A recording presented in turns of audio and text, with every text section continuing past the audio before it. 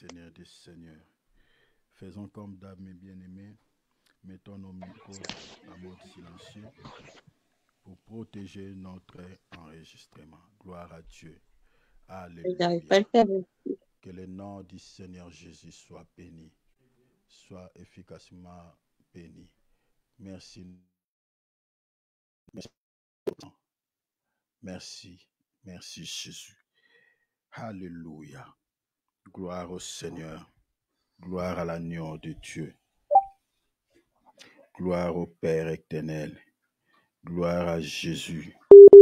Gloire à Jésus. Prenons nos Bibles, prenons nos calepins. Gloire à Dieu. Voilà. Comme j'avais dit, je prie ici beaucoup de...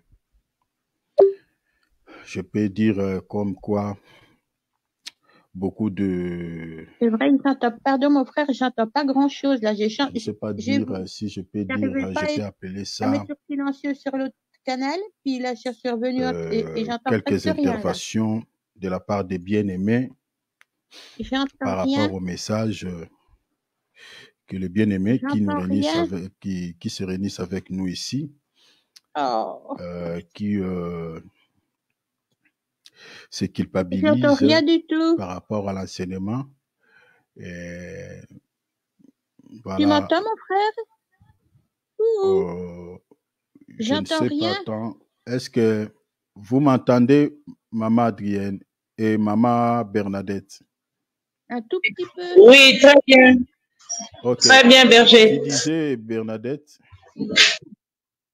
Attends, ça vient un tout petit peu parce que j'ai vu. Bernadette, elle n'entend rien. Parce que mais là, c'est bon maintenant. Ouais, c'est tout doucement, mais bon, je ne sais pas si je vais arriver à entendre, on verra bien. Essaye d'ajouter un peu le volume de ton attel. C'est ce que j'ai fait, je suis à fond. Ah. Voilà, parce que j'étais sur le canal 35 et puis j'ai voulu baisser, j'ai voulu arrêter le comment le WhatsApp, ok. D'accord, fais comme si tu sors et puis tu te reconnectes. Fais ça, ça peut aussi améliorer les sons. Tu te déconnectes et puis tu te reconnectes. D'accord. Ouais. Gloire à Dieu. Donc, je suis en train de dire que nous recevons quelques interventions, voilà, des bien-aimés par rapport à l'enseignement qui, en fait, qui fait mal. S'il vous plaît, je vais mettre la charge. Ben là, j'entends plus rien du tout. Et là, comment je peux pour sortir là? Voilà, qui fait mal, qui crée quelques soucis par rapport à nos vies passées. Il y a d'autres qui se rappellent par rapport aux erreurs commises dans le passé et ça fait remonter quelques tristesses, quelques regrets. Voilà. Et certains, c'est difficile de pouvoir digérer ces messages, quoi. Ça fait mal. Voilà. Donc, j'aimerais nous dire ceci avant de commencer notre message, nous exhorter dans ce sens que je nous avais prévenu dès le début par rapport à ce sujet. Je savais que ça allait faire mal aux uns. Ça allait faire mal parce que nous avions tous commis des erreurs dans le passé. Nous avons commis des erreurs. Il n'y a personne qui dira ici qu'il n'a pas commis voilà, des fautes, des erreurs dans sa vie passée. Nous tous. Et les erreurs commises dans le passé, je crois, telles que nous sommes là, personne ne dira qu'il avait commis ces erreurs, voilà, parce qu'il voulait le commettre, parce qu'il voulait le faire, parce qu'il voulait que sa vie soit ainsi. Moi, je pense que c'était au moment où on était ignorant, on ne connaissait pas Dieu.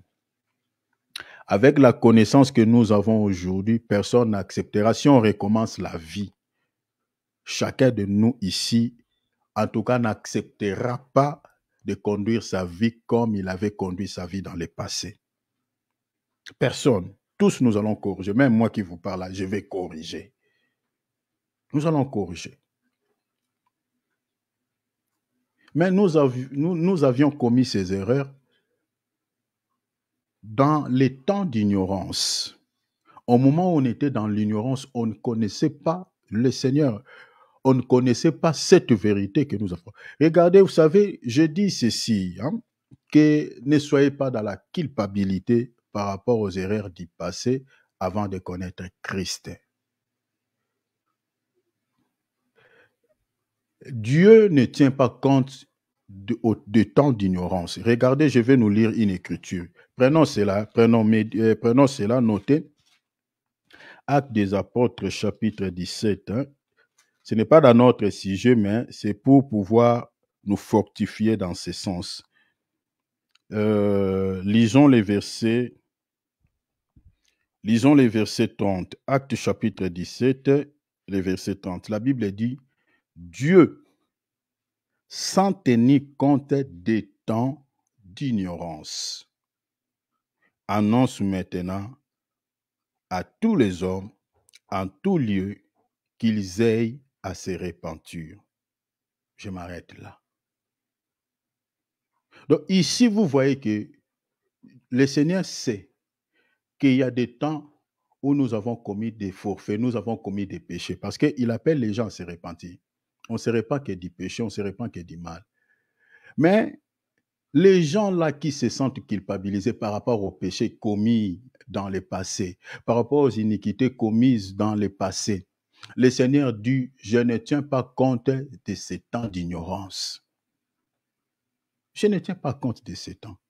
Donc le message ici, j'avais dit que touche toute tendance. C'est pour que la vie ou l'avenir, le futur que le Seigneur qui est resté devant nous, que nous puissions essayer un peu, vous comprenez, de corriger et d'aider aussi la jeunesse, d'aider aussi le jeune qui n'ont pas encore marché sur nos traces. Vous comprenez? Qui n'ont pas encore commis les erreurs que nous avons commises dans le passé. C'est pour aussi aider les jeunes. Regardez la génération d'aujourd'hui. Moi, je suis jeune, je me connecte de temps en temps sur les réseaux sociaux. Mais bien aimé, le monde, ce n'est pas le monde que vous voyez là quand vous allez dans un supermarché pour acheter un truc et puis vous retournez chez vous. Le monde est gâté. La jeunesse, cette génération est pourrie, est gâtée.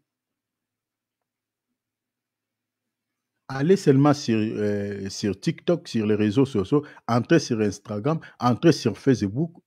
Vous allez voir que les gens marchent tout nus. Quand je vous dis nus en poil, ils se filment comme ça. Moi, je vous ai dit souvent ici, ça me choque.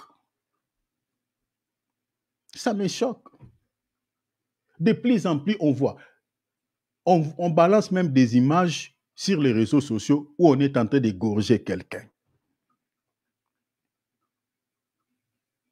Une fille, c'était sur les réseaux sociaux, voilà, elle est draguée par un homme, et puis il se donne des rendez-vous.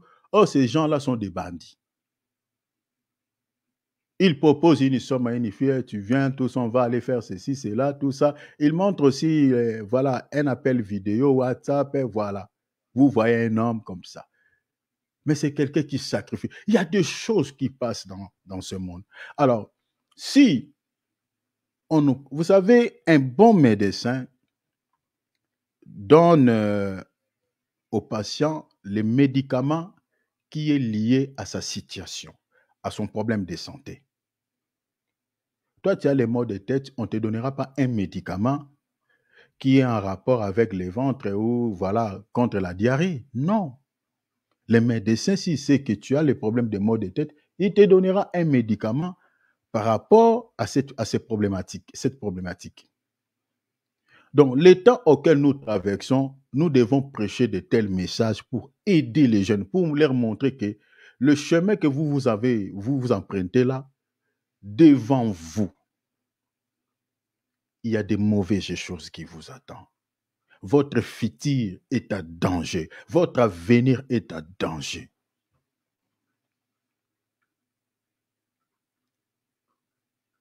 Donc, le but de ces messages, c'est ça. Donc, ne nous culpabilisons pas. Moi qui vous parlais, je m'aurais dit comme l'apôtre Paul, ne pensez pas que j'ai atteint la perfection. Moi aussi, je cours comme vous. Nous courons ensemble. Ne vous culpabilisez pas, ne vous culpabilisez pas. Parce que si on n'en parlait pas ainsi, on ne va pas aider le jeune qui nous écoute. On ne va pas aider nos enfants. Et l'avenir aussi est devant nous. Le Seigneur nous laisse encore en vie, donc il y a un avenir devant vous. Donc soyons fortifiés, donc comprenons que les messages, c'est pour aider aussi plusieurs personnes et surtout le jeune.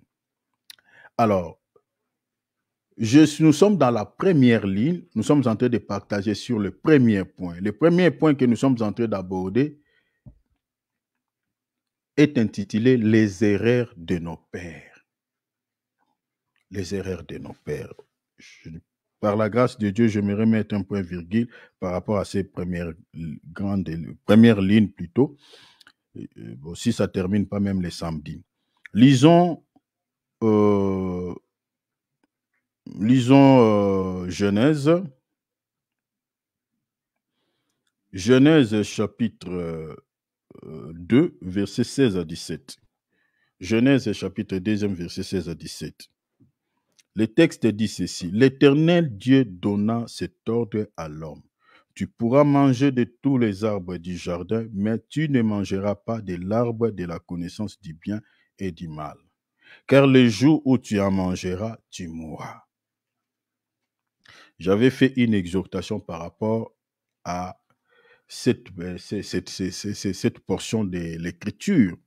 J'avais tantôt dit que le Seigneur n'avait pas caché la mort éternelle à l'homme. Il a donné un message à l'homme, il a donné une instruction à l'homme. Il dit, tu as le droit de manger tous les arbres, mais quant à l'arbre de la connaissance du bien et du mal, tu ne peux pas manger. Le Seigneur lui explique aussi, dit, tu ne peux pas manger. Pourquoi? Parce que c'est un arbre, si tu le manges, tu vas connaître la mort. C'est ça même le but de l'évangile que nous prêchons. Nous parlons comme notre Père. Nous disons la vérité aux gens que le péché conduit en enfer, parce que l'enfer, c'est la mort éternelle. Par contre, chez les faux prophètes ou dans certaines confessions religieuses, vous n'entendrez, bon, je ne dis pas jamais, mais c'est difficile d'entendre prêcher sur l'enfer. C'est rare. Vérifiez même sur Internet, vous allez voir plus. Ce sont des messages qui font plaisir à la chair, qui nous caressent au sens du poil. Les messages qui sont liés au social, qui sont liés, voilà, à la vie pratique, mais qui ne touchent pas l'âme. C'est ça ce que le diable même avait fait. Quand le diable est venu pour pouvoir séduire avec sa ruse, pour séduire la femme, qu'est-ce que le diable a dit? La femme dit, voilà, le Seigneur nous a formellement interdit de manger cet arbre qui est au milieu du jardin, l'arbre de la connaissance du bien et du mal. Mais le serpent va contredire le message, l'enseignement de l'Éternel. La femme dit, le Seigneur nous a dit, le jour où nous allons manger cet arbre, nous allons connaître la mort. Le serpent dit, vous ne mourrez point. Il enlève la crainte. Vous savez, l'homme et la femme ne voulaient pas manger cet arbre. Ils avaient la crainte de la parole du Seigneur. Pourquoi? Parce qu'ils ne voulaient pas connaître cette mort que le Seigneur avait dit. Mais le serpent est venu enlever la crainte de Dieu dans les cœurs d'Adam et Ève, vous comprenez, pour pouvoir les pousser à faire le mal. Si vous voyez aujourd'hui dans nos assemblées, dans la plupart des églises, ne parlons même pas de l'église des faux prophètes, mais parlons seulement dans nos assemblées à nous. Les gens ne marchent plus dans la crainte de nom du Seigneur. Pourquoi? Parce que le message qui est prêché ne communique pas la crainte de Dieu dans les cœurs des gens. Prenons par exemple quand on ne prêche pas sur l'enfer. quand on ne prêche pas sur la croix de Christ, quand on ne prêche pas sur la repentance, comment voulez-vous que les gens puissent habiter dans leur cœur la crainte du nom du Seigneur? Parce que ce qui peut pousser les gens à marcher dans la crainte du nom du Seigneur, sont ces genres de messages. Parler de l'enlèvement. Il y a des gens qui rateront l'enlèvement. Il y a des gens qui partiront à l'enlèvement. Ce sont ces genres de messages. Si la personne sait que la vie que je suis en train de vivre là, cette vie-là fera de sorte que le jour où le Seigneur viendra, que je raterai l'enlèvement. Que je rate l'enlèvement. La personne, à chaque fois quand il commet un délit, il y a quelque chose qui va dire dans son esprit que, attention, tu as été déjà enseigné que si le Seigneur vient et te trouve dans cette vie-là, tu rateras. Tu passeras la tribulation sur la terre. Ou si tu meurs dans cet état-là, tu iras directement à l'enfer. Parce qu'il faut comprendre que l'enfer dont nous parlons, l'enfer, a deux dimensions. Il y a le premier enfer, il y a aussi le deuxième enfer. Toute personne qui meurt sans connaître Christ vont tout droit en enfer. Mais ça, c'est la première dimension selon Luc chapitre 16, verset 19. Ça, c'est la première dimension de l'enfer. Là-bas, ce n'est pas un endroit joli. Hein. Là-bas, il n'y a pas la paix. Les gens sont dans les tourments. Vous comprenez? Ils sont dans les tourments. Et la deuxième dimension, c'est ça ce qui est dit dans Apocalypse chapitre 20, verset 15. La Bible appelle ça seconde mort. Vous comprenez? Les lacs de feu. Si vous voyez aujourd'hui, les gens font beaucoup du mal, le Seigneur laisse suffisamment aux gens le temps, c'est pour que les gens se répandent. C'est ça ce qui est dit dans la parole de Dieu. Le Seigneur ne tarde pas, comme la Bible dit, à accomplir sa promesse. La promesse qui est liée au salut, vous comprenez, ou par rapport à la punition éternelle. Mais si le Seigneur prend du temps de pouvoir accomplir cette promesse, parce qu'il veut que qu'aucun périsse, comme dit la Bible. Attends, je vais vous lire ça. Ce n'est pas dans notre sujet, mais je me laisse guider par le Saint-Esprit. Prenons 2 Pierre. Regardez ce qui est dit ici. Je suis dans 2 Pierre, je crois, chapitre 3e. 2 Pierre, chapitre 3, verset 9.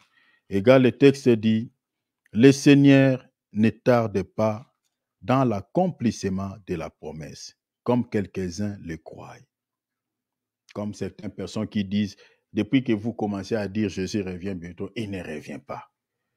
Vous ne voyez pas que non, vous pouvez modifier cette phrase dans vos Bibles-là. Il prend le bientôt là en français. Certaines personnes les comprennent vraiment en français, littéralement. Mais non. Le bientôt de Dieu, ce n'est pas comparé, il ne faut pas les comparer à la définition que donne l'encyclopédie. Quand on dit Jésus revient bientôt, le bientôt de Dieu est expliqué dans les Écritures. Vous comprenez? Depuis que le Seigneur est parti au ciel, jusqu'à présent, nous avons fait combien de temps? Il y a 2000 ans, 2000 ans. Vous comprenez? Il y a 2000 ans qui sont écoulés. Or, 1000 ans dans les calculs de Dieu vaut combien? Vaut un jour. Dieu compte 1000 ans comme un jour. Donc, on peut dire que depuis que le Seigneur est parti au ciel, nous avons fait que 2 jours. Donc, Jésus revient bientôt. C'est ça. Vous comprenez? Donc, il ne faut pas calculer le bientôt de Dieu selon la définition que donne l'encyclopédie. Donc, vous voyez ici, l'Écriture dit, le Seigneur ne tarde pas à l'accomplissement de la promesse, comme quelques-uns les croient. Ah, ça tarde. Depuis que vous commencez à dire. Mais la Bible dit quoi? Mais il use de patience. Vous voyez cela? Il use de patience envers vous. Vous savez, tel que nous sommes là, mes bien-aimés, tous on était dans des bêtises. Hein? On était dans des histoires. Prenons par exemple, si on mourait dans ces états-là, notre sort final allait être quoi? Mais c'est l'enfer. C'est l'enfer. Il y a des gens même qui nous ont maudits quand on était dans les péchés, quand on était dans des histoires. Parce que nous avons fait du mal aux gens, nous avons fait beaucoup de choses, peut-être, voilà. Et les gens nous ont maudits, les gens, voilà, ne voulaient peut-être chercher notre mort, qu'on n'existe plus à cause de, voilà, de nos comportements. Et si le Seigneur pouvait exaucer la prière de certaines personnes à ce temps-là, on pouvait aller tout droit en enfer, sans virage, tout droit dans ces états-là. Mais ce qui a fait qu'aujourd'hui, que nous puissions abandonner ces mauvaises vies, ces mauvais comportements que nous avons eus dans le monde, c'est parce que Dieu avait usé de la patience envers nous. Vous voyez, cette patience-là a fait de sorte qu'aujourd'hui nous recevions la vie. La Bible dit, comme quelques-uns le croient, mais il use de patience envers vous, ne voulant qu'aucun périsse. Vous voyez cela, qu'aucun périsse, mais voulant que tous arrivent à la repentance. Vous voyez l'amour de Dieu à la repentance. Alors, c'est ça ce qui est dit dans Actes 17 et 30. La Bible dit, Dieu sans tenir compte des temps d'ignorance, annonce maintenant à tous les hommes, en tout lieu, qu'ils aient à se repentir. Donc, c'est un peu ça. Alors, nous sommes en train de dire que Dieu avait donné à l'homme l'instruction. Dieu avait donné à l'homme cet ordre de ne pas pouvoir manger l'arbre de la connaissance du bien et du mal de peur qu'il mourrait. Dieu ici est en train de jouer le rôle d'un père qui instruit son fils. Son fils, c'est qui? C'est Adam. Comme je nous avais dit, que Adam, son père direct, c'était Dieu. Ève, son père direct, c'était Dieu. Donc, si ces derniers ont des problèmes dans leur couple, ils vont faire les recours ou allégeance auprès de leur papa, qui n'était rien d'autre que Dieu. Mais remarquez, Adam ici et sa femme vont se comporter comme étant des enfants rebelles, comme des enfants indociles, qui vont désobéir à Dieu, qui vont rejeter l'instruction du Père et vont se comporter comme des enfants indociles. Or, un enfant indocile n'a pas un avenir meilleur. Vous connaissez la suite, l'avenir de ces derniers, tout était devenu compliqué. Un enfant indocile est celui qui a négligé l'instruction ou qui n'a pas bénéficié d'une éducation de ses parents. Ça, ce sont les caractéristiques pour comprendre un enfant indocile. Un enfant indocile, selon la Bible, son existence est une perte inutile et un tel enfant n'a pas droit à la vie. Selon la Bible, un enfant indocile, donc son existence est une perte. Est une perte. Et vous savez, il y a des enfants dans ce monde, mes bien-aimés, leurs parents regrettent même pourquoi il a mis au monde. Il y a des enfants comme ça. Donc, ce parent regrette et dit pourquoi, Seigneur, n'avait pas avorté même cet enfant. Il y a des parents qui libèrent des paroles comme ça. Ils pêchent même dans leur bouche. Parce que les enfants, là, les a saoulés tellement, les a, voilà, donc qui n'écoutent rien. Il fait des choses qui ne fait qu'estomaquer ses parents. Prenons comme le cas des enfants que je vous dis, qui se laissent en poil sur l'Internet. Vous pensez que ces enfants-là n'ont pas de famille. Leurs parents ne disent rien. Leurs parents ne voient pas. Leurs parents ne parlent pas. Ils parlent. Mais ce sont des enfants indociles, des enfants maudits. Maudits. Un enfant indocile, dans la Bible, cet enfant-là, son existence est une perte. C'est un enfant qui n'a pas droit à la vie. Donc, il faut les lapider, le faire tuer. Regardez dans Deutéronome ce que dit 21-18. Si un homme a un fils indocile et rebelle, n'écoute ni la voix de son père, ni la voix de sa mère, et ne leur obéissent pas, même après qu'ils l'ont châtié. Dans la Bible, les fouets, mes bien-aimés, est autorisé. Le Seigneur permet, donne le pouvoir aux parents que si l'enfant fait un mal, le parent a le droit de chicoter son fils, de chicoter sa fille, de pouvoir le châtier, de lui donner une punition. Et vous comprenez aujourd'hui en Europe, si vous frappez votre enfant, s'il appelle seulement le numéro là, c'est fini. Donc, les parents auront des soucis. Et beaucoup de parents, même si l'enfant fait, je ne sais pas, beaucoup de mal, n'arrivent plus à punir, à frapper ou à donner des punitions sévères peut-être à leurs enfants. À cause de quoi? Parce qu'ils ont peur de pouvoir recevoir des soucis de la part des autorités si ces enfants-là les acquisent. Donc, les autorités de ce monde ont récupéré le pouvoir des parents. L'autorité que Dieu avait donnée aux parents de pouvoir leur éduquer leurs enfants, même par la chicotte. Il a récupéré ça. Ça, là, les soucis que nous avons dans ce monde. Et la Bible a dit dans le verset 19, les pères et la mère les prendront et les mèneront vers les anciens de sa ville et à la porte du lieu qu'il habite. Verset 20, ils diront aux anciens de sa ville, voici notre fils qui est indocile et rebelle, qui n'écoute pas notre voix et qui se livre à des excès et à l'ivrognerie. C'est-à-dire un enfant qui vit dans l'ivrognerie, dans des excès, dans une vie de péché en gros, comme on voit certains enfants aujourd'hui dans notre temps, qui se comportaient aux enfants rebelles. Ils se livrent aux excès. Aux excès de quoi? On les retrouve qui se tapent des lixes, de vivre dans une vie de copinage des enfants dans notre temps. Vous voyez un enfant, il est encore chez ses parents, mais il peut amener sa copine ou son copain dans la maison.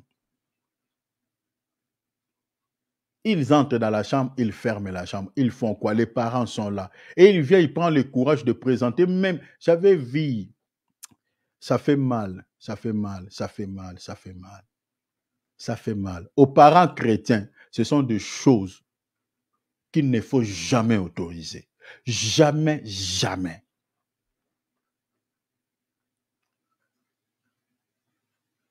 Les enfants qui font le mal, regardez comme ça. Et il vient, il prend le courage, il demande la nourriture à maman pour manger avec sa copine dans la chambre. Maman, tu n'as rien préparé. Et il présente, voilà, maman, ça c'est ma copine. Hein. Et la fille aussi, il présente, maman, ça c'est mon copain. Les enfants, la génération que nous avons. Et cette vie-là que les parents est en train de laisser à l'enfant, plus tard, va lui créer beaucoup de soucis. Va lui causer beaucoup de soucis. Nous avons des jeunes filles qui ont fait des enfants non désirés avec des hommes qui, c'était juste par l'impudicité. Puis bon, aujourd'hui, il y a des filles là, souffrent, restent seules avec les enfants. L'homme ne fait rien. Nous avons des hommes qui pleurent à cause de ces genres de choses. Vous comprenez tout ça parce que les parents ont laissé et les parents n'ont pas un mot à dire. Des enfants indociles. L'avenir de ces enfants est tellement compliqué. La Bible dit cet enfant-là, les parents diront aux anciens, voici ces livres dans les excès, dans l'ivrognerie, dans toutes ces choses, les dérèglements. Verset 21, et tous les hommes de sa ville les lapideront et il mourra. Vous voyez, un enfant rebelle, un enfant indocile, selon la Bible, n'a pas droit à la vie. Vous savez, si cette écriture, on l'applique aujourd'hui, beaucoup des enfants vont être tués. Beaucoup vont être tués qui n'écoutent pas leurs parents, qui n'écoutent pas les conseils de leurs parents. Si on prend, c'est écrit, hein, Deutéronome, j'ai dit, chapitre 21, verset 18 à 21. Si on prend cette écriture, on l'applique aujourd'hui littéralement. beaucoup des enfants vont être tués, méritent d'être punis de mort.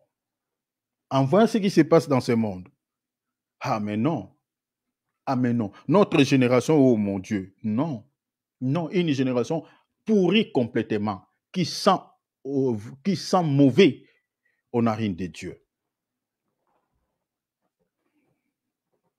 Mais ici, cet enfant indocile qui n'a pas écouté, qui n'a pas voulu écouter l'instruction de son père, d'abord nous disons que c'est Adam, qui s'est comporté comme un rebelle, qui s'est comporté comme étant un enfant indiscipliné. Leur père a donné des injonctions, a donné un ordre. Il dit, Adam, moi étant que ton père, je te dis, tu pourras manger tous les arbres. Il n'y a aucun souci. Mais cet arbre-là, mon fils, écoute-moi, n'y touche pas. Parce que le jour où tu toucheras, tu mourras. Mais l'enfant n'a pas écouté. N'a pas écouté. Mais regardez maintenant l'avenir de cet enfant, c'était quoi? L'avenir de cet enfant, le futur de cet enfant, à cause de cette désobéissance, à cause de cette erreur qu'il avait commis, à cause de ce faux pas. Regardez maintenant la suite, c'était quoi? Regarde. La sentence est tombée. Le père est venu, il dit, je suis dans Genèse, chapitre 3, je lis à partir du verset 17, verset 16. Il dit à la femme, j'augmenterai la souffrance de tes grossesses. Tu enfanteras avec douleur.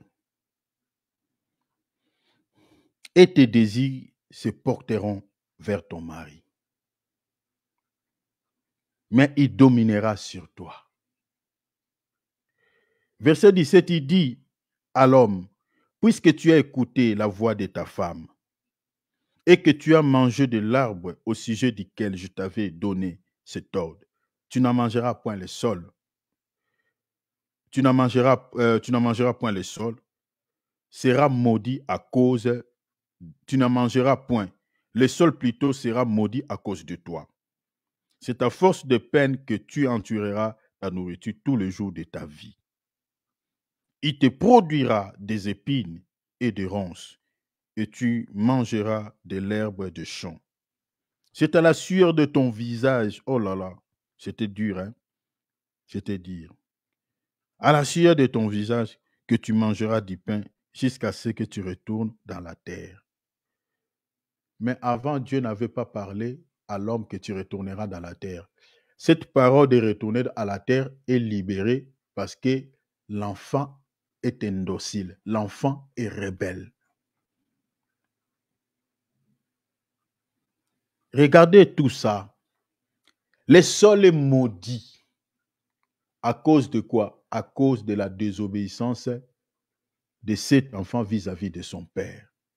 La malédiction, la parole de malédiction est libérée. Il dit, les sols produiront des épines, produiront des ronces. Vous savez, quand on parle ici, on dit le sol, ils te produiront, il dit, il te produira plutôt des épines et des ronces. Regardez dans la Bible ce que c'est les épines, ce que c'est les ronces. Vous savez, dans la Bible, les épines est comparé aux ivraies. Lisons une écriture. Je vais vous expliquer quelque chose. Job chapitre 31. Lisons les versets 38, 39 et 40. Les épines sont considérées comme les ivraies. La Bible dit, si ma terre crie contre moi et que ces sillons versent des larmes. 39. Si j'en ai mangé le produit sans l'avoir payé et que j'ai attristé l'âme de ses anciens maîtres. Il y a beaucoup de choses ici, mais je nous épargne d'interpréter tout ça, sinon on va faire une longue vidéo. Je prends directement les versets 40. La Bible dit qu'il y croisse des épines au lieu des froment et délivré au lieu d'orge. Donc vous voyez les versets 40 ici, compare des épines aux ivraies.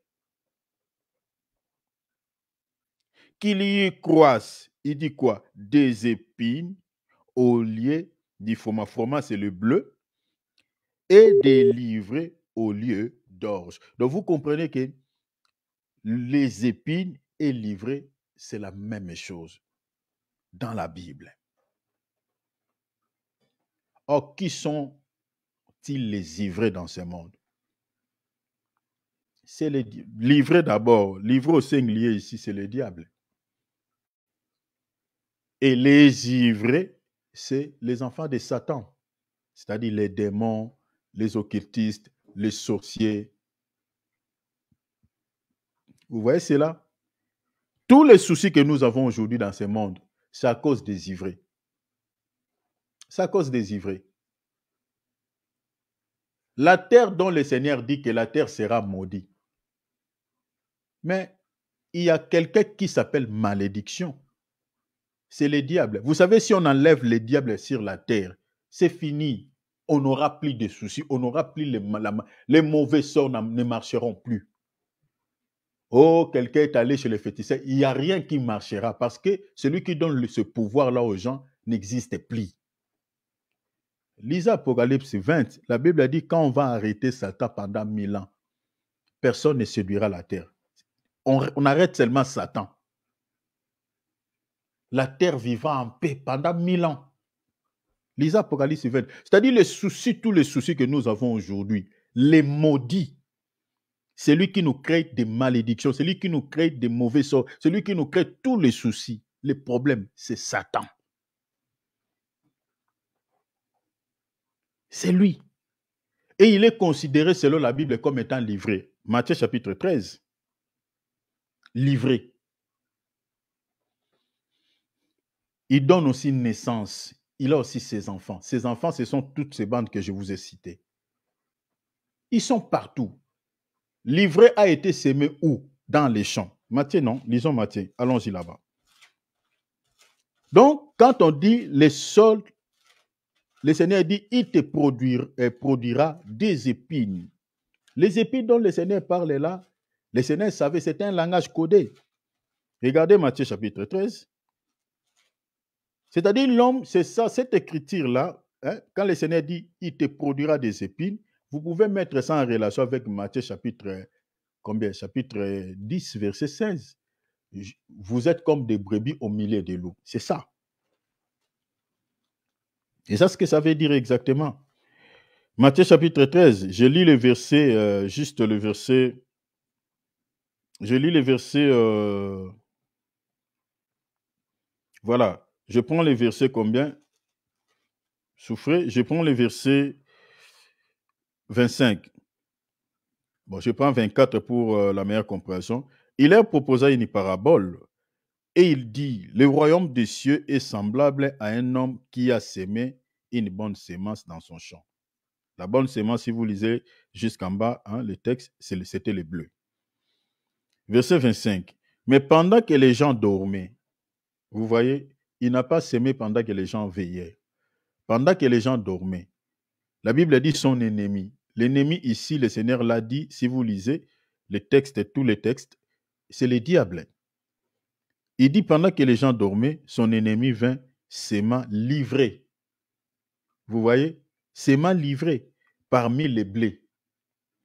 Et s'en alla. Maintenant, regardez l'interprétation du chant. Je suis dans le verset 39. Verset 38. Il dit, le chant, c'est le monde. Donc, le monde auquel nous vivons est comparé comme un champ. Maintenant, dans ce champ, on a semé combien de types de semences? 2. L'ivraie et le blé. Maintenant, regarde l'interprétation que le Seigneur donne par rapport au blé et aux ivraies. Le Seigneur dit dans le verset 38, il dit, le champ, c'est le monde. La bonne semence, c'est-à-dire le blé, sont les fils du royaume, c'est-à-dire les chrétiens authentiques, hein, pas les chrétiens qui ont un pied dedans, un pied dehors. Les fils du royaume, livrés, ce sont les fils du malin. Donc, dans ce monde qui est comparé comme méchant, nous avons les fils du diable et nous avons les fils de Dieu. Retenez ça. C'est pour ça que je vous avais dit, regardez autour de toi. Les gens qui te côtoient, les gens qui te fréquentent, les gens sur lesquels tu partages même ta vie avec eux. Est-ce que connais-tu leur état d'âme? Connais-tu leur état d'âme? Attention avec les gens qui nous environnent, les gens qui nous entourent. Surtout nous les chrétiens, j'avais dit, et je réitère que nous ne pouvons pas avoir des amis, je pèse mes mots, je dis des amis païens. Connaissance, oui, on se limite. Mais avoir un ami païen, mes bien-aimés, non. Parce qu'un païen, j'avais dit ici que son corps est considéré comme étant un lieu aride. Quand on dit on chasse les esprits dans les lieux arides, ils n'y vont pas dans les déserts des Sahara ou des Caraïbes, non. Les esprits là partent dans les corps de gens qui n'ont pas le Saint-Esprit, qui ne connaissent pas Dieu. Les lieux arides, c'est-à-dire un lieu aride, ou les lieux arides, est comparé comme étant un lieu qui n'a pas de vie. Or, une terre dans la Bible est un homme. C'est l'image d'une personne. Regardez même dans Ésaïe chapitre 1, le Seigneur a dit, terre, terre, écoutez, terre, terre, prêtez l'oreille. La terre dont le Seigneur dit prêtez l'oreille, il parle aux hommes. Vous comprenez? Maintenant, une terre qui n'a pas de vie, où on ne peut pas s'aimer, cette terre-là, c'est la vie, c'est-à-dire c'est l'image d'un païen. La semence, c'est la parole de Dieu. La terre où on peut s'aimer quelque chose et que la semence peut germer, cette terre-là est considérée comme le cœur d'un enfant de Dieu qui reçoit la parole et qui obéit à cette parole. Mais ce n'est pas le cœur d'un païen. Et le cœur d'un païen est considéré comme étant un lieu désertique, un lieu désert. Et quand nous chassons les esprits mauvais vont dans des corps là. Ils logent là-bas. Vous n'avez jamais entendu, je ne sais pas, nous on a vécu ces expériences, on fait une délivrance, on chasse les démons dans le corps d'une personne. Quelqu'un qui a l'esprit de discernement est en train de vous dire que l'esprit que vous venez de chasser est entré dans le corps de cette sœur-là. L'homme de Dieu va là-bas, il chasse les démons, l'esprit se manifeste et puis il part. Ils y vont dans des corps de gens qui n'ont pas Christ. Alors, regardez ici. Donc, vous voyez, le Seigneur dit livrer. Il dit les épines, la terre, le sol vont te produire des épines. Te produira des épines. Donc, le Seigneur parlait quoi? De tous les soucis que l'homme aura. À cause de quoi? À cause des épines. Les épines qui sont comparées aussi aux ivraies selon l'écriture que je nous ai donnée ici, Job 31, 38 à 40.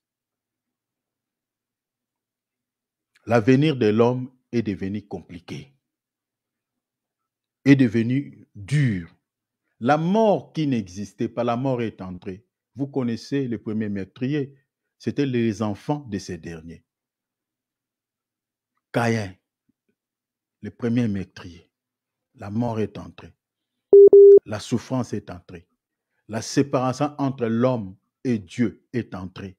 La maladie, la dépression, les angoisses est entrée. À cause de quoi? À cause d'une erreur, à cause d'un faux pas. Il dit, ah, cet arbre était bon à manger, agréable à la vie.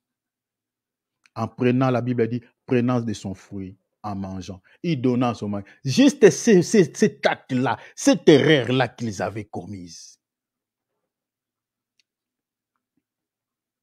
Leur avenir est devenu noir. Leur futur est devenu sombre. Et cela ne s'était pas arrêté dans leur vie, même leur progéniture. Leur progéniture. Romains 5, chapitre 12, je nous avais lu ici. C'est pourquoi, comme par un seul homme, le péché est entré dans le monde, et par le péché, la mort. Et qu'ainsi la mort s'est étendue sur tous les hommes parce que tous ont péché. On a péché comment? Parce que nous avons le sang de notre grand-parent Adam. La mort. Tous les problèmes à cause de leur faute. Aujourd'hui, c'est ce qui se passe aussi dans la vie de chacun de nous. Regardez, nous avons quelques témoignages.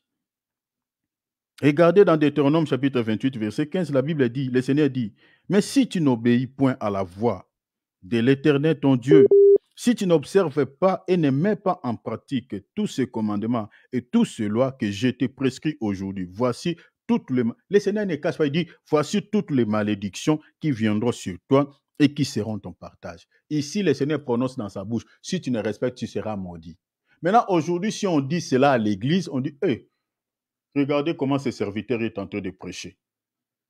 Et nous, on vient ici pour être béni, pas pour être maudit.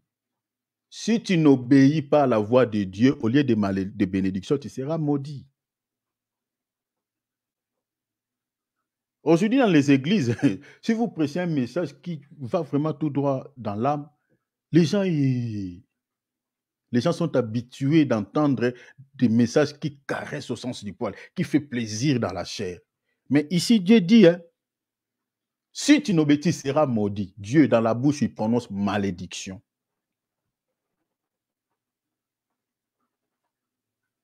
C'est comme ça que les hommes de Dieu doivent prêcher. Que les gens comprennent cela, que non, si on désobéit à la parole de Dieu, n'entendez pas la bénédiction. Vous écoutez la parole, vous ne les mettez pas en pratique. La porte du ciel est fermée. C'est ça la vérité. Et c'est cette vérité qui peut nous... La Bible dit, vous connaîtrez la vérité et la vérité vous affranchira. La vérité fait toujours mal. La vérité choque. La vérité fait toujours mal. Vous savez, la vérité est comparée à une lampe, à une lumière. Le Seigneur dit, Jésus dit quoi? Je suis la lumière du monde. Il dit, je suis la vérité. Cette lumière-là, c'est la vérité. L'erreur de la lumière, c'est de chasser les ténèbres. Si la lumière est incapable de chasser les ténèbres, cette lumière-là n'est pas lumière. Il faut chercher un autre nom à donner à cette lumière. La vérité doit chasser les mensonges dans nos cœurs. La vérité doit chasser tout ce qui est péché dans nos cœurs, tout ce qui est noir. Si la vérité est incapable de nous libérer de nos péchés, c'est que l'évangile là que nous sommes en train d'écouter, ce n'est pas l'évangile de Dieu. Le Seigneur dit, si tu n'obéis pas, toute désobéissance à la parole de Dieu, à la parole de Christ, n'apporte pas la bénédiction. C'est ça. Deutéronome 28, 15. N'apporte pas la bénédiction.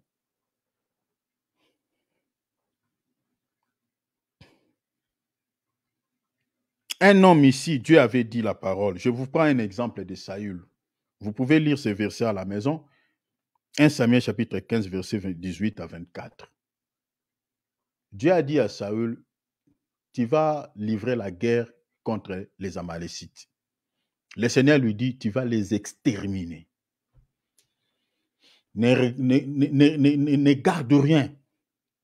Tout ce que tu vas voir, l'or, l'argent, des beaux habits, tu vas tout détruire. Tu vas mettre tout en destruction. Ne récupère rien. Saül, tu m'attends? Oui, Seigneur. Je serai avec vous. Saül, il part à la guerre. Le Seigneur était avec eux. Ils ont récupéré les rois des Amalécites. Ils ont tué les généraux. Ils ont rapporté la victoire dans cette guerre. Ils ont battu les Madianites. Mais Saül, avec ses généraux, vont récupérer quelques objets d'or. Ils vont récupérer quelques objets précieux. Ils vont récupérer voilà, de l'or, tout ce que vous connaissez comme objet précieux. Ils ont récupéré aussi quoi? des baies gras, vous comprenez, pour pouvoir corrompre Dieu, c'est-à-dire donner cela comme une offrande d'action de grâce à Dieu. Des histoires que Dieu avait dit, vous allez mettre tout hors d'état de nuire, détruire tout. Mais il récupère des baies gras, vous comprenez, pour pouvoir les offrir à Dieu.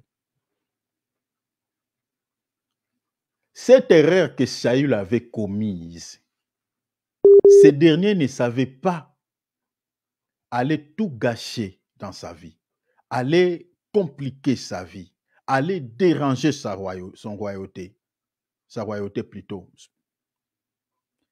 Si vous lisez les textes, vous allez remarquer, le Seigneur va envoyer Samuel pour pouvoir aller dire à Saül que je l'ai rejeté comme un roi.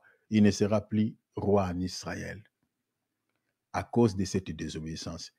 Quand Samuel va venir auprès de Saül, il va lui dire, le Seigneur m'a dit de te dire qu'il t'a rejeté, il te rejette, tu ne seras plus roi en Israël. Saül va pleurer. Hein? Vous savez, quand quelqu'un a goûté déjà le, voilà, le royaume, au fait, c'est cette dimension de diriger la nation, c'est compliqué. Vous savez, même en Afrique, nous avons beaucoup de soucis à cause de cela, parce que tout le monde veut devenir président, veut devenir un roi, veut devenir un chef. Saül ici, tellement il avait goûté déjà la royauté, il ne voulait pas être rejeté, il voulait toujours être dans cette position. Mais le Seigneur dit, je te rejette, tu ne seras plus roi en Israël. Il s'est repenti de son péché. Il a demandé pardon. Samuel même, il avait intercédé en sa faveur.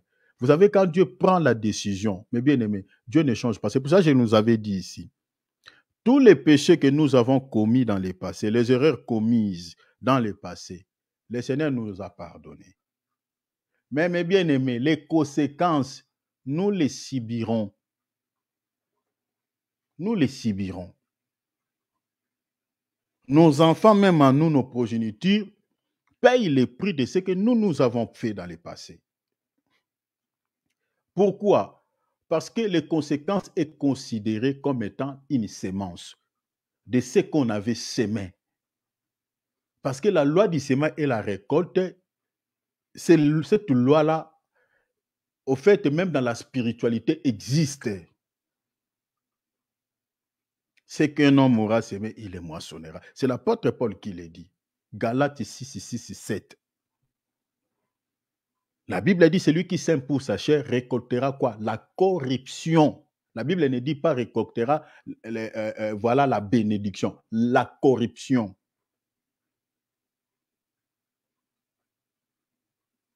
Les conséquences. Aujourd'hui, nous sommes dans le Seigneur, mais nous subissons quelques conséquences de choses que nous avons fait dans le passé. Mais cela ne dit pas que le Seigneur ne nous a pas pardonné ou le Seigneur nous condamne. Non, loin de là. Il a dit à l'Israël, je nous avais donné l'écriture, Nombre 23, 23. Il dit à l'Israël, ton péché, l'Israël, ton péché t'atteindra. C'est les conséquences. C'est les conséquences. Mais cela ne dit pas que le Seigneur est incapable d'effacer les conséquences. Non. S'il veut, dans sa souveraineté, il est aussi le réparateur des brèches. Il peut réparer aussi un chemin tortueux. Il peut. Mais souvent, Dieu ne le fait pas. Souvent. Il nous laisse avec quelques conséquences de nos vies passées pour que cela nous serve comme des leçons, d'abord par rapport à nous-mêmes et puis par rapport aux autres personnes. Parce que si Dieu efface les conséquences de nos erreurs passées, eh bien, qu'est-ce qu'on va prêcher aux gens? Les gens peuvent continuer à vivre dans les péchés, voilà, on sait que bon, Dieu me pardonnera et puis les conséquences que j'ai eues dans le passé, le Seigneur les effacera une fois convertis. Mais le Seigneur nous pardonne, oui. Mais tu étais vierge, tu as été déviergé à cause de l'impudicité. Tu étais chaste, tu n'es plus chaste à cause de l'impudicité. Tu es dans le Seigneur. Même ici, l'Écriture dit que, voilà, si quelqu'un est en Christ, il est une nouvelle créature. Mais une nouvelle créature sur le plan spirituel, physiquement, tu n'es plus chaste, tu n'es plus vierge. Non. Tu étais voleur avant de connaître Christ. On t'a coupé les mains à cause du vol. Tu es dans le Seigneur. Tu es devenu une nouvelle créature. Le Seigneur ne remettra pas ta main. Eh non. Tu as fait des avortements dans le passé. Ta matrice est brûlée. Tu trouves un homme. Parce que tu avais enlevé tous les enfants que le Seigneur t'avait donnés. Maintenant, tu te convertis au Seigneur. Tu pries le Seigneur qui te donne les enfants parce que tu es marié. Là, maintenant, ça dépendra de sa souveraineté. Parce qu'il t'avait donné, mis des enfants. Quand il t'avait créé, il avait mis des enfants en toi, dans ton sein. Ce sont des cas que nous avons aujourd'hui, peut-être dans nos assemblées. Et pour cela, avant de prier pour quelqu'un, le dialogue pastoral est important. Ça va vous aider, ça va vous orienter comment vous pouvez prier pour cette personne-là. Mais souvent, c'est compliqué. Dieu a rejeté Saül ici. Lisez ces passages, 1 Samuel 15, 18, 24. Dieu a rejeté Saül. Samuel, le prophète de Dieu, il a prié pour Saül. Le Seigneur lui dit, arrête. Jusqu'à quand continueras-tu à pleurer pour Saül? Je l'ai rejeté, finish.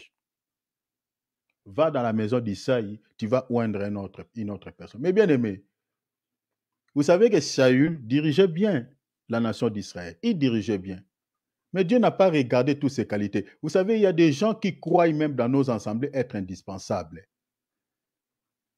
Parce qu'il a un don, parce qu'il a un talent, parce qu'il prêche comme je fais là. Mais bien aimé, je ne suis pas spécial aux yeux de Dieu. Je ne suis rien.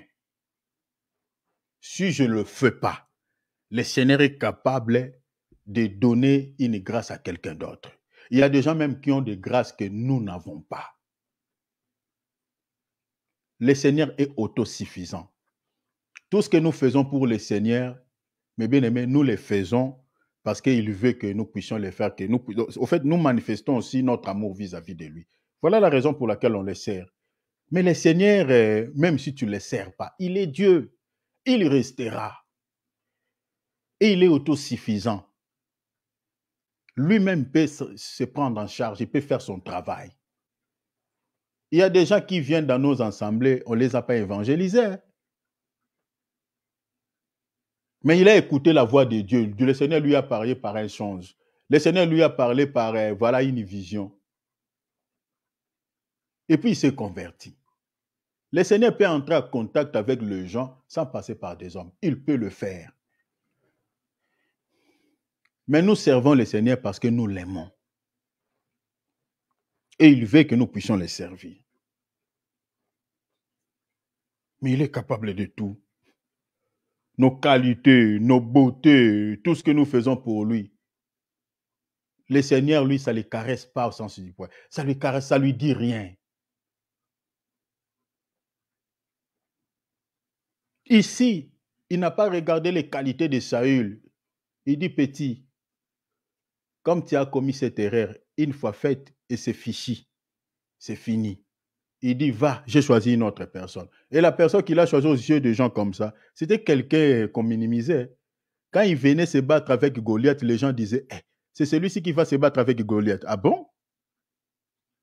Mais les gens ne voyaient pas la grandeur de ce Dieu dans ce petit-là. Craignons Dieu, cher enfant de Dieu. Craignons Dieu. Si vous prenez encore un autre exemple ici, de quelqu'un qui a fait tuer, prenons Josué 7. Méditez ces passages dans la maison, parce que je n'ai pas le temps de tout lire. Méditez Josué chapitre 7. Lisez tous les chapitres. Il y a quelqu'un qui a introduit, ici je parlerai maintenant des erreurs de nos pères, les conséquences de leurs erreurs dans nos vies. Et je vais m'arrêter là. Ce monsieur ici s'appelle Akan. Dieu, quand l'Israël est sorti du pays d'Égypte, après la mort de Moïse, Josué va récupérer le bâton de commandement. Et Le Seigneur les a donné des injonctions. Comme il a dit, écoute, je vais marcher avec vous. Mes chers enfants de Dieu, nous cherchons à marcher avec Dieu. Nous voulons que Dieu puisse nous bénir, puisse marcher avec nous, nous révéler des choses. Mais bien aimé, Dieu ne marche pas avec tout le monde comme ça. Hein. Ah voilà, tu veux marcher avec moi? Eh oui, je t'accompagne, comme les humains. Eh, viens m'accompagner ici, je vais acheter un truc. Eh oui, ça va d'accord. Dieu n'accompagne pas les gens comme ça. Vous voulez que Dieu puisse vous accompagner dans votre vie. Le Seigneur va vous donner des conditions si vous voulez que je marche avec vous. Si vous voulez que je vous donne du succès, si vous voulez que je vous donne de la victoire, il vous donne des conditions. Il a dit à Josué, je vais marcher avec vous, je vais vous utiliser. Je vous donnerai la victoire. Mais, quand vous allez livrer les combats, tout ce qui est de vos ennemis, ne récupérez rien. Vous devez tout détruire. Je ne veux pas que vous puissiez récupérer quelque chose de souillé et vous les mettez comme un trésor au milieu de vous. Vous allez tout détruire. Vous voyez l'or, vous voyez tout ce qui est objet précieux. Détruisez. L'Israël, tous les ennemis que l'Israël racontait, vous connaissez déjà dans Exode 17, l'Israël a bâti les Amalécites. Tous les ennemis qui se présentaient devant l'Israël remportait la victoire. Maintenant, ils arrivent dans une petite ville qui s'appelait Haï. Et là, l'Israël va chercher à livrer le combat. Mais alors que, avant de pouvoir combattre ces pays, ils avaient d'abord plutôt combattu et livré un combat avec Jéricho. Ils avaient livré un combat avec Jéricho. Il y a un monsieur au milieu des enfants d'Israël qui avait récupéré des lingots d'or. Avec les manteaux du roi de Jéricho, un bon manteau, il a récupéré quelques objets précieux, il a caché ça dans sa maison. C'est l'attitude que nous avons des fois. Nous cachons nos péchés, nous cachons nos mauvais comportements, ne sachant pas que Dieu est en train de voir nos cœurs, ne sachant pas que Dieu est en train de voir tout ce que nous sommes en train de dire même dans nos cœurs, toutes les saletés que nous cachons en nous. Dieu voit tout. Dieu voit tout. David chante, il dit, Seigneur, où irai-je encore, mon Dieu? Au fond de la mer, tu es. Au-delà de ma voix, tu es. Où nous allons se cacher aux yeux de Dieu? Quand il a caché ça, ils vont maintenant livrer un combat contre une petite ville, un petit pays plutôt qui s'appelait Haï. Josué dit, bon, comme c'est un petit pays, je ne veux pas me déranger, me poumonner, de pouvoir te donner beaucoup de gens pour combattre ces pays. Josué va donner juste un petit nombre de militaires pour pouvoir combattre ces pays. Il avait l'assurance, mais bien aimé, Josué a été surpris. On a bâti l'Israël et on a tué 36 hommes. Josué est retourné vers l'Éternel. Cette défaite, c'était tout un deuil national au milieu des enfants d'Israël. Josué a pleuré et dit, mais les ennemis que nous avons combattus, c'est là. Quand ils vont apprendre ça, mais on va nous exterminer parce qu'on est plus fort, on est plus puissant. Josué est entré dans une prière de 24 heures. Il cherche la face de Dieu. Du matin jusqu'au soir, il s'est déshabillé, il a levé ses habits, il porte le sac et sa tête était penchée sur la terre. Il pleurait devant Dieu. Mais bien aimé, quand nous voyons des choses dans nos vies, c'est-à-dire les choses marchaient bien, à un certain moment, vous commencez à vivre quelques réalités qui n'étaient pas dans votre vie. En tant qu'enfant de Dieu, il faut avoir toujours l'habitude de chercher Dieu. Fais comme Josué. Fais comme Josué. Je suis dans le verset 6. Je lis le verset 5 de Josué 7. Les gens d'Haï leur tuèrent environ 36 hommes. Je saute. Verset 6. Josué déchira ses vêtements et se prosterna jusqu'au soir le visage contre terre devant l'arche de l'Éternel. Josué n'est pas allé vers les féticheurs. Josué n'a pas fait allégeance auprès des hommes. Souvent, les attitudes que nous avons, quand nous sommes accablés par des différents problèmes, au lieu d'entrer dans la prière, d'entrer dans une retraite, de chercher la face de Dieu par rapport à cette situation, nous, on pleure devant les hommes, on commence à crier pour que les humains viennent en aide. Et c'est comme ça, des fois, le Seigneur nous abandonne avec nos problèmes. Tout était bien dans votre vue. Tout marchait bien. À un certain moment, vous voyez que les choses commencent à devenir compliquées. Mais bien aimé, c'est qu'il y a un souci, c'est que l'ennemi est entré dans votre vie, que vous ne voyez pas, que vous n'avez pas remarqué. Ici, Josué ne savait pas la cause de cette défaite. Ne savait pas pourquoi, mes seigneurs. Nous avons combattu de grands pays, des pays comme de Jéricho. Mais un petit pays comme Haï nous a bâtis. Et 36 hommes sont morts. 36 hommes, 36 militaires puissants sont tués. Il dit non, non, non, non, non, non, non, non. C'est qu'il y a quelque chose. Mais bien aimé, il faut toujours avoir cette attitude.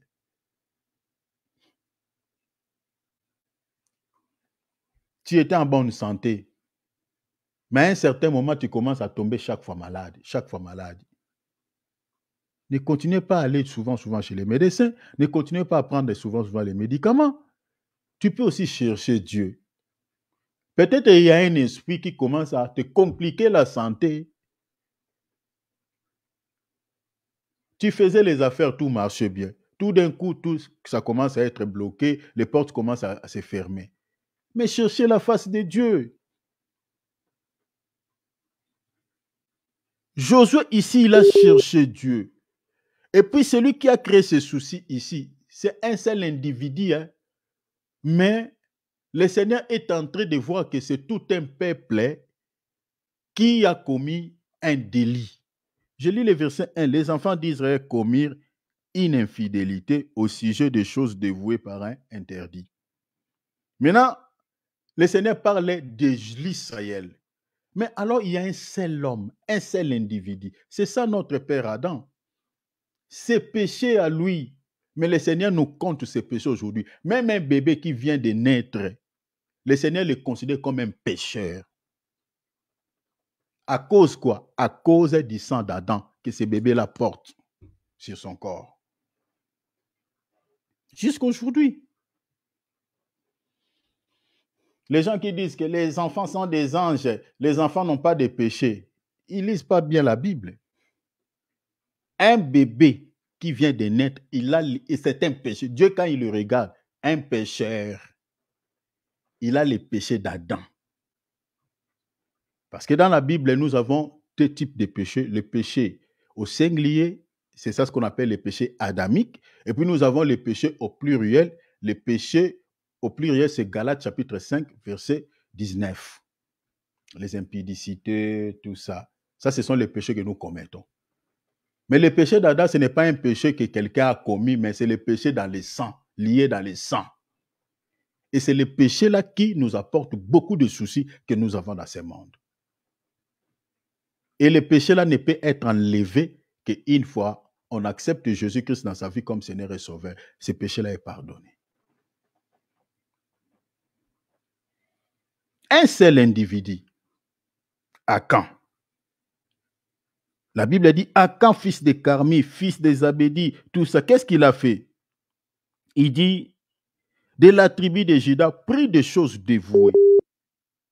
Et la colère de l'Éternel s'enflamma contre les enfants d'Israël. Et Josué, en cherchant Dieu, c'est dans la prière que le Seigneur va révéler que Achan, c'est lui qui avait récupéré des choses que je vous avais interdit de prendre. Une petite erreur que ce monsieur avait commise va créer beaucoup de soucis à la nation d'Israël. 36 personnes sont tuées. Certaines alliances que nos aïeux ont conclues avec les diables. Aujourd'hui, nous avons beaucoup de soucis. Beaucoup de soucis. Beaucoup de soucis. Regardez ce que Jérémie dit. Jérémie 31, verset 29. En ces jours-là, on ne dira plus, le père a mangé des raisins verts, les dents des enfants sont agacées. En ces jours-là. Mais regardez dans Lamentation ce qu'il dit. Lamentation 5, 7, il dit, nos pères ont péché et ils ne sont plus. Et c'est nous qui portons la peine de leurs iniquités. C'est nous qui portons la peine de leurs iniquités. Ce verset est en relation avec 1 Pierre chapitre 1 verset 18, sachant que ce n'est pas par des choses périssables, par l'argent et de l'or, que vous avez été rachetés de la vaine manière de vivre que vous aviez hérité de vos pères. La vaine manière de vivre héritée par qui? L'héritage. L'héritage, ce n'est pas seulement des bénédictions. L'héritage, c'est aussi la malédiction. L'héritage, c'est aussi le mauvais sort. L'héritage, c'est aussi les alliances familiales. L'héritage, c'est aussi les liens sataniques. L'héritage, c'est aussi les condamnations. C'est ça ce qui est dit ici. Que vous avez hérité, la vaine manière de vivre héritée de vos pères. Vous voyez? Si vous êtes ici dans une famille où il y a la sorcellerie, celui qui avait introduit la sorcellerie de cette famille, c'est celui-là qui avait traité les alliances avec les diables, avec les démons. Et toute alliance conclue, cette alliance-là, c'est-à-dire, il y a des alliances, je vous avais expliqué ici, il y a des alliances par les sangs. Les alliances déjà dans le monde de la sorcellerie se passent par les sangs. Il faut donner les sacrifices humains. Et cette alliance-là ne peut être rompue que si quelqu'un est en Christ. Si vous n'êtes pas en Christ, les esprits qui sont entrés dans cette famille par ces traités, les esprits-là continueront à malmener, à torturer cette famille-là, à cause de cet individu-là qui avait conclu les alliances avec les diables. C'est pour cela que vous allez remarquer dans certaines familles, ils ont peut-être une maladie qu'ils souffrent.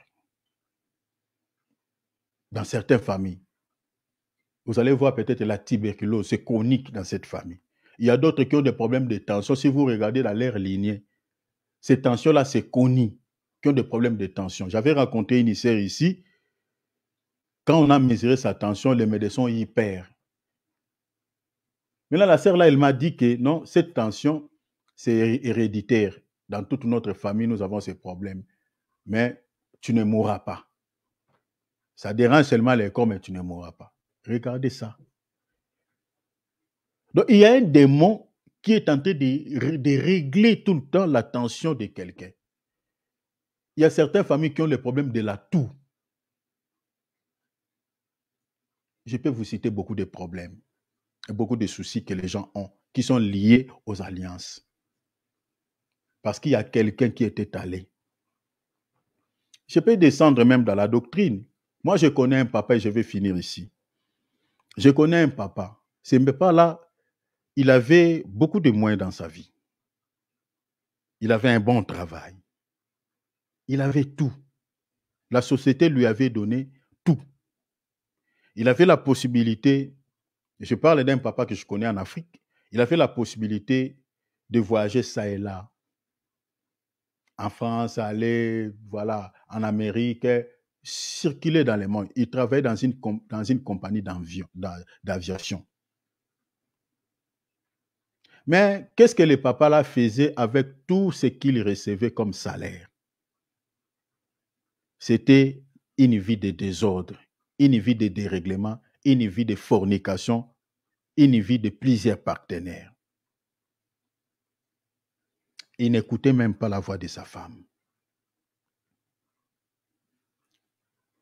Pendant que les autres pensaient de scolariser leurs enfants, parce qu'en Afrique, l'école c'est payant, c'est pas comme en Europe ici, et voilà, l'école primaire c'est compliqué. Au lieu de faire scolariser leurs enfants, ces enfants, dans des bonnes écoles, ou d'envoyer ces enfants même en Amérique, aux États-Unis, en France, comme les autres faisaient, ceux qui travaillaient avec lui, ils ont fait voyager leurs enfants, venir étudier en France, d'autres aux États-Unis, tout ça. Ils ont saisi, profité de cette occasion. Mais lui, oh là là, il croyait que la vie va continuer comme ça. Donc, il va devenir vieux dans cette compagnie. Donc, le monde était entre ses mains. Tout l'argent qu'on lui payait comme salaire, tous les privilèges qu'il avait dans cette compagnie, il menait une vie d'ambiance, dans des boîtes de nuit. Il avait des femmes, il s'est marié ça et là. Il négligeait sa famille. Il avait fait plusieurs enfants avec cette femme. Les enfants étudiaient dans des écoles délabrées. Au lieu de penser même d'acheter une parcelle pour ses enfants, il continuait à être toujours locataire avec tous les moyens qu'il avait. Mais maintenant, un jour, on ne savait pas ce qui s'était passé dans la société, on va leur donner un congé technique. Parmi les gens qu'on avait donné le congé technique, son nom était dedans. On les a dit, et voilà, vous devez rester un tout petit peu à la maison parce que nous avons un souci. Et puis, on va vous appeler. Jusqu'en ce jour, il est devenu vieux. Et si vous regardez la vie de ses enfants, il a fait beaucoup d'enfants avec cette femme, avec sa femme. Et si vous regardez la vie de ses enfants, une vie difficile. Et là, maintenant, il commence à regretter ce qu'il avait commis comme erreur dans sa vie. Il dit, si je savais. Moi, j'aime pas cette phrase-là. Hein. Moi, j'aime pas les gens qui disent, si je savais. Il commence à regretter ses collègues de travail qui étaient sages, qui étaient intelligents, qui avaient acheté des terres, qui avaient envoyé leurs enfants étudier en Europe. Il commence à parler de ses collègues. Aujourd'hui, je vous parle, je connais cette famille, je vous parle d'une histoire vraie. Aujourd'hui, je vous parle, cette famille-là sont tellement pauvres, souffrent comme pas possible à cause de l'erreur de ces papas-là. Au lieu qu'il soit aussi un bon père, de pouvoir dire ses erreurs à ses enfants, que mes enfants, les erreurs que moi j'ai commises, regardez comment je travaille, j'avais un bon travail. Mais regardez ce que j'ai commis, les erreurs que j'ai commises dans ma vie.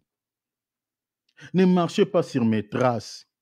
C'était un homme qui aimait l'alcool. Donc il avait une vie d'ambiance, tout ce que vous connaissez, qui accompagne la prostitution. Au lieu d'être un éducateur pour sa famille, d'être un enseignant à sa famille, il n'a pas fait, il a honte. Il ne l'éduque pas. Et il y a parmi les enfants, ces enfants, il y a des enfants qui marchent sur ces traces, dans l'alcool. Je connais quelques de ces enfants plutôt, qui ont fait des enfants de gauche à droite, hein, qui ont cette vie de désordre. Donc cette sémence, il a donné cela à sa famille. Mais bien aimés, les erreurs de nos pères. Nous, en tant que jeunes, nous ne pouvons pas marcher sur les erreurs, sur les mêmes erreurs que nos pères ont commises. Nous devons être prudents. Prudents. Et ici, je m'adresse à tous parents. Si vous êtes parents, parlez vos erreurs à vos enfants. N'ayez pas honte. Ne sentez pas être humilié. Parlez à vos enfants les erreurs que vous avez commises. Afin que vos enfants sachent comment ils doivent marcher dans la vie, ne puissent pas marcher sur vos traces, vos traces sur vos erreurs. Dis la vérité. Que moi j'ai fait ceci, j'ai fait cela. Je ne veux pas que vous puissiez marcher sur mes pas. Attention, moi je pleure, je regrette. Si j'avais la connaissance avant, je ne pouvais pas commettre ces erreurs. Aujourd'hui, si vous êtes tel que vous êtes là, c'est à cause des erreurs, des fautes que moi j'ai commises. Dis la vérité.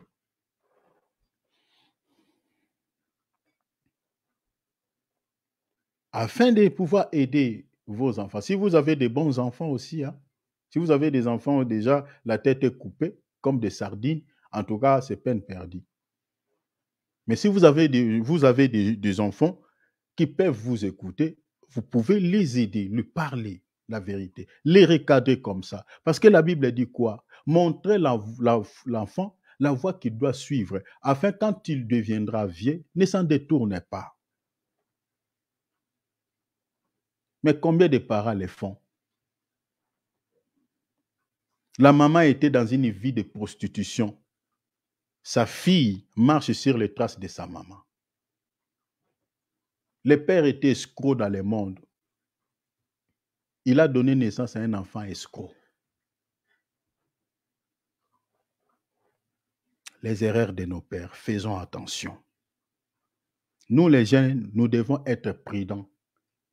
Tout jeune qui me suit au travers de nos différentes plateformes, ne marchons pas sur les erreurs commises par nos parents. Ne marchons pas sur leurs traces. Ne marchons pas sur leurs traces.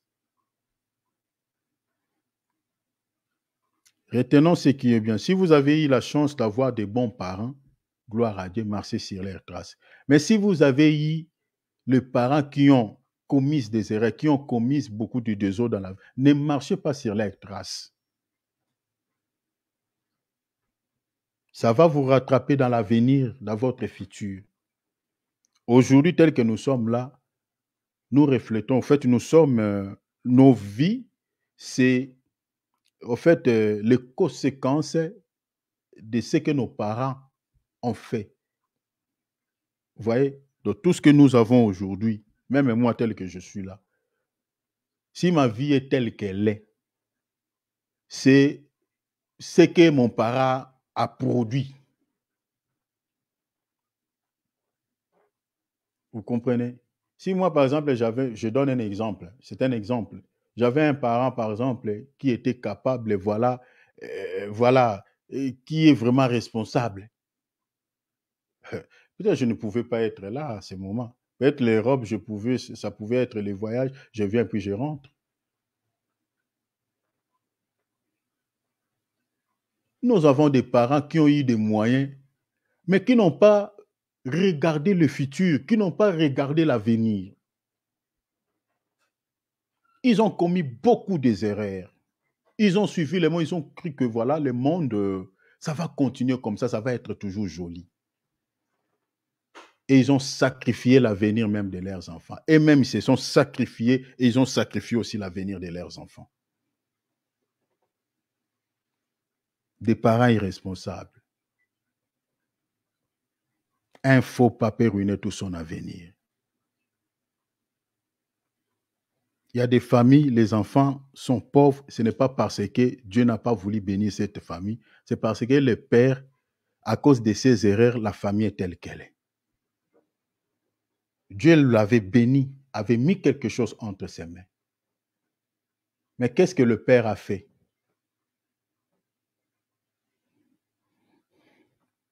Tu es jeune, fais attention. Regarde la vie que tu es en train de mener. Regarde la vie que tu es en train de vivre. Tout ce que nous posons comme actes ont des conséquences, bonnes ou mauvaises. La voie que tu es en train d'emprunter, faites attention. La vie n'est pas une plaine de jeux. Où voilà, il faut jouer un peu. Voilà, faire tout ce qui vous semble bon. Attention. Aujourd'hui, nous sémons, demain, nous allons récolter. On va récolter quoi? Les conséquences de ce que nous avons sémé. Bonnes ou mauvaises. Regarde les décisions que tu prennes. Prends le temps de réfléchir.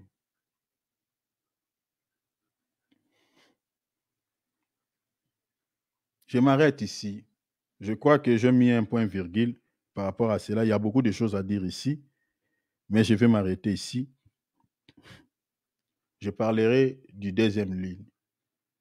Aidons nos enfants, donnons-leur conseil, dis-leur la vérité, de ne point commettre les erreurs dans leur vie, que les erreurs peut-être que vous avez commises, dis-leur la vérité, aidez-les. Vous êtes jeune, veillez sur votre vie. Vous écoutez la parole de Dieu peut être aussi un parent. Parce que si Dieu était le père d'Adam et Ève, aujourd'hui, Dieu, c'est la parole. La Bible dit la parole a habité au milieu de nous, la parole faite chair. Dieu, c'est lui la parole. Jésus nous a dit, même dans Matthieu 6, 9, il dit, quand vous vous priez, dites notre Père qui est aux cieux. Dieu est notre Père. Et le Père, c'est la parole que vous écoutez. Si vous mettez en pratique ces conseils que nous sommes en train de vous donner via ces messages, via la parole, cette parole sera considérée comme votre Père qui est en train de vous instruire pour que votre avenir soit meilleur. Ouvrons nos micros, nous allons prier. Demandons l'aide de Dieu, demandons la grâce de Dieu, à la manière dont vous avez écouté la parole. Vraiment que le Seigneur vous aide à ne point commettre beaucoup d'erreurs dans la vie que vous allez regretter plus tard. À ne pas prendre de mauvaises décisions qui va vous choquer. Peut-être demain, vous allez beaucoup regretter, vous allez pleurer. Ah, pourquoi j'avais pris une telle décision sous la colère? Demande à Dieu vraiment puisse t'aider et puisse te guider. Tu es parent, que tu sois un enseignant pour ta famille. Regardez tes enfants selon la parole de Dieu. Ephésiens chapitre 6, verset 1er. La Bible dit, enseignez à vos enfants selon les Seigneurs. Enseignez-les, instruisez-les. Demandons l'aide de Dieu. Prions au nom de Jésus. Père, merci. Merci Seigneur pour cet enseignement. Tu as parlé à nos cœurs, tu as parlé à nos esprits. Nous te prions, notre Dieu, de nous aider. Oh Seigneur, s'il te plaît, nous avons écouté ta voix. Nous avons entendu ta voix. La prière que je t'adresse, Père, aidez-moi à être un éducateur, Seigneur, de ma famille, à être un enseignant de ma famille, à pouvoir aider mes enfants, aider, Seigneur, s'il te plaît, mes enfants, de ne point marcher sur mes erreurs du passé, de ne point marcher sur mes traces, Seigneur, là où j'ai commis des délits, Seigneur, de pouvoir leur dire la vérité, de les aider. Aidez-nous, Seigneur, s'il te plaît, que nous soyons des parents modèles, que nous soyons des parents enseignants, afin que nos enfants ne puissent pas tomber là où nous nous sommes tombés, afin que nos enfants ne puissent pas prendre de mauvaises décisions qu'ils regretteront, Seigneur, plus tard. Oh, Yeshua, aidez-nous, aidez-nous, aidez nos jeunes, aidez notre génération, aidez-les, notre Dieu, s'il te plaît. Je te prie, Dieu, je te prie, Seigneur, je te prie, Jésus, aidez nos jeunes. Donnez-leur les oreilles de pouvoir écouter les instructions de leurs parents. Aidez, Seigneur, le jeune qui écoute la parole, de le mettre en application, de le mettre en pratique. Au nom de Jésus-Christ. Merci, Père. Merci. Je sais que tu nous aideras. Je sais que ce message prendra place dans nos cœurs. Je sais que, Seigneur, tu aideras nos enfants. Merci, notre Dieu. Je sais que les erreurs commises dans le passé, nous les commettrons plus, Seigneur, dans la vie que le futur qui est devant nous. Je crois, Seigneur, tu nous as beaucoup enseigné. Et je crois que nos enfants ne marcheront pas sur nos erreurs du passé. Merci, Père. Je te loue, je te bénis. Je bénis ton peuple au nom de Jésus. Remettons cette nuit, que le Seigneur nous parle au travers des songes et des visions. Que cette nuit soit une nuit bénie, une nuit de paix. Remettons cela entre les mains du Seigneur. Prions. Père, nous remettons cette nuit entre tes saintes mains. Que cette nuit soit une nuit de paix, soit une nuit de joie. Au nom de Jésus. Que cette nuit soit une nuit bénie. Jésus, je te prie. Je te prie, Yahweh. Je te prie, Seigneur. Aidez-nous, notre Dieu. Protège-nous, Seigneur. Garde-nous. Éloigne-nous du mal. Éloigne-nous tout ce qui ne honore pas ton nom. Éloigne-nous, Seigneur, tout ce qui ne glorifie pas ton nom. Dans le nom puissant de Jésus. Oh, notre Dieu, couvre-nous par l'ombre de ta main puissante. Que cette nuit soit une nuit de paix pour mon frère, pour ma soeur. Dans le nom précieux de Jésus. Merci Père, merci le roi de gloire. Alléluia. Restons calmes et je vais clôturer. Seigneur, je te loue, je te bénis. Merci pour le temps que tu nous donnes. Merci pour les moments que nous avons passés dans ta présence. Seigneur, je bénis ton peuple qui a donné tout ce temps, Seigneur, à la parole. Soit avec ton peuple, soit avec ta fille, ton fils. Seigneur, visite-nous cette nuit, que cette nuit soit une nuit de paix, une nuit de joie. Au nom de Jésus-Christ, couvre-nous par l'ombre de ta main puissante. Dispose-moi, donne-moi encore le temps de pouvoir, Seigneur, partager ta parole avec ton peuple, Seigneur, ce week-end. Dans le nom de Jésus, je te loue, je te bénis, je te rends grâce, Père. Merci, Seigneur. Merci infiniment pour la grâce que tu nous as faite. À toi l'honneur, à toi la gloire. Dans le nom précieux de Jésus, guéris ceux qui sont malades. Je bénis ton peuple. Donne, Seigneur, à chacun de nous, selon les désirs de son cœur, dans le nom précieux de notre Seigneur et Sauveur Jésus, que nous avons ainsi prié. Amen. Amen, amen. Amen. Gloire à Dieu. Amen. Acclamons le Seigneur. Acclamons le Seigneur. Acclamons le roi de gloire. Alléluia. Merci. Soyez bénis, mes bien-aimés. Je vous bénis. Soyez bénis, Sois chérie. béni. Soyez bénis tous. Amen, Amandine. Amen, ma sœur Nicole. Amen, mon amour, Brigitte. Merci. Amen, maman Adrienne. Amen, maman, voilà, Nicole. Frère David, Dieu vous bénisse tous. Saluons-nous les uns les autres. Nous sommes la Belle famille de soirée Dieu. à tous. Soyez bénis. Amen. Amen. Bonne Amen. soirée. Merci Thierry Amen. pour tout. Amen, Amandine. À Amen. bientôt. Sois bénie, toi aussi, Amandine. Bonne Amen. soirée. Bonne soirée. Je vous souhaite tous bonne soirée dans la paix de notre Merci. Seigneur Sauveur Jésus. À Bonne samedi. soirée Thierry. Bye. Bonne soirée. Ciao.